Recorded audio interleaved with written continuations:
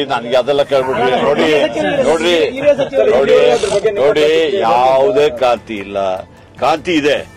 ಈ ರಾಜ್ಯದ ಒಂದು ಡೆವಲಪ್ಮೆಂಟ್ಗೋಸ್ಕರವಾಗಿ ಕ್ರಾಂತಿಗಳು ನಡೀತಾ ಇದೆ. ಈಗ ನಿಮಗೆ ಗ್ಯಾರಂಟಿ ಪ್ರೋಗ್ರಾಮ್ ಅದು ಕ್ರಾಂತಿ ಅಲ್ವಾ?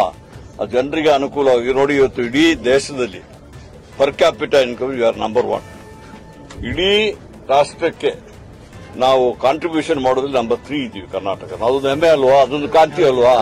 ಆ ಕ್ರಾಂತಿ ವಿಚಾರ ಮಾತಾಡಿ ಈಗ ನಮಗೆ ಸ್ವಾತಂತ್ರ್ಯ ಸಿಕ್ಕಿದ ಮೇಲೆ ಇದಾಗಿದೆ. ಯಾವುದು ಪ್ರಜಾಪ್ರಭುತ್ವ ಬಂದಿದ್ದು. ಪ್ರಜಾಪ್ರಭುತ್ವ ಬಂದ ಮೇಲೆ ನಮಗೆ ನೆಹರು ಅವರು ಪ್ರಧಾನಿಯಾಗಿದ್ದರು, ಅಂಬೇಡ್ಕರ್ ಅವರು ಲಾ ಮಿನಿಸ್ಟರ್ ಆಗ್ಬಿಟ್ಟು ನಮಗೆ ಒಳ್ಳೆ ಸಂವಿಧಾನ ಕೊಟ್ಟಿದ್ದಾರೆ. ಬೇರೆ ರಾಷ್ಟ್ರಗಳಲ್ಲಿ ಅವರ ಅಧಿಕಾರ ಪ್ರಜಾಪ್ರಭುತ್ವ ಅದು ಹೋಗ್ತದೆ. ನಮ್ಮ ರಾಷ್ಟ್ರದ ಜನ ಮಾರಿ ಬುದ್ಧಿವಂತರಿದ್ದಾರೆ. ಅದರಿಂದ ಇವತ್ತು ಯಾವುದೇ ಕ್ರಾಂತಿ ಇಲ್ಲ. ನಾವೆಲ್ಲ ಯಾರೇ ಇರಲಿ, ನಾವು ಜನರಿಂದ ಆಯ್ಕೆ ಮಾಡಿದ್ವಿ. ನಾನಾಗಲಿ, ಬಚ್ಚೇಗೌಡರಾಗಲಿ, ಜನ ನಮಗೆ ಮತ ಕೊಟ್ಟರೆ ನಾವು ಎದ್ದು ಬರ್ತೀವಿ ಹೊರತು ನಾವೇನು ನಾಮಿನೇಟೆಡ್ ಆಗಿ ಇಲ್ಲಿ ಬರ್ಲಿಕ್ಕೆ ಆಗೋದಿಲ್ಲ. ಆದ್ದರಿಂದ ನಮ್ಮ ಮುಖ್ಯಮಂತ್ರಿಯವರು ಒಳ್ಳೆ ಕೆಲಸ ಮಾಡ್ತಿದ್ದಾರೆ, ಉಪಮುಖ್ಯಮಂತ್ರಿಯವರು ಒಳ್ಳೆ ಕೆಲಸ ಮಾಡ್ತಿದ್ದಾರೆ. ಯಾವುದೇ ಕ್ರಾಂತಿ ಇಲ್ಲ. ಯಾರಿಗೋ ಒಂದು ಉದ್ಯೋಗ ಕೊಡ್ಲಿಕ್ಕೋಸ್ಕರವಾಗಿ ಇವತ್ತು ಪ್ರಜಾಪ್ರಭುತ್ವ ಬರಲಿಲ್ಲ. ಯಾರೇ ಇರಲಿ, ಅವಕಾಶ ಸಿಕ್ಕಿದಾಗ ಆದಷ್ಟು ಒಳ್ಳೆ ಕೆಲಸ ಮಾಡಲಿಕ್ಕೆ ಪ್ರಯತ್ನ ಮಾಡಿ. ನೋಡಿ, ನೀವು ಆ ಪ್ರಶ್ನೆ ಕೇಳ್ತೀರಾ? ನೋಡಿ, ಬದಲಾವಣೆ ಆಗ್ತಾ ಹೈಕಮಾಂಡ್ ಹೇಳಿದಾರ? ನಮ್ಮಲ್ಲಿ ಕಾಂಗ್ರೆಸ್ ಪಕ್ಷದಲ್ಲಿ ಒಂದು ಪಾರ್ಟಿ ಇದೆ, ಹೈಕಮಾಂಡ್ ಇದೆ.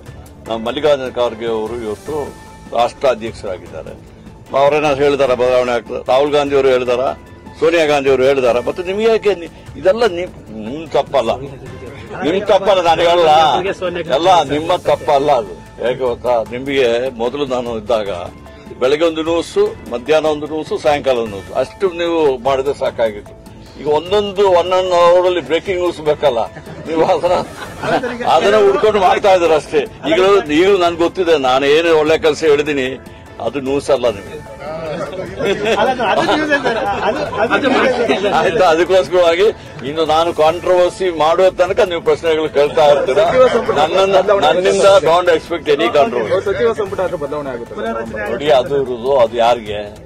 ನಮ್ಮ ಚೀಫ್ ಮಿನಿಸ್ಟರ್ ಇದ್ದಾರೆ, ಕೆಪಿಸಿಸಿ ಅಧ್ಯಕ್ಷರು, ಹೈಕಮಾಂಡ್ ಇದ್ದಾರೆ. ಅವರು ತೀರ್ಮಾನ ಮಾಡಿದ್ರೆ ಅದನ್ನ ಮಾಡ್ತಾರೆ ಹೊರತು ನಾನು ಮಂತ್ರಿಯಾಗಿ ಅದನ್ನ ಹೇಳಲಿಕ್ಕೆ ಆಗೋದು.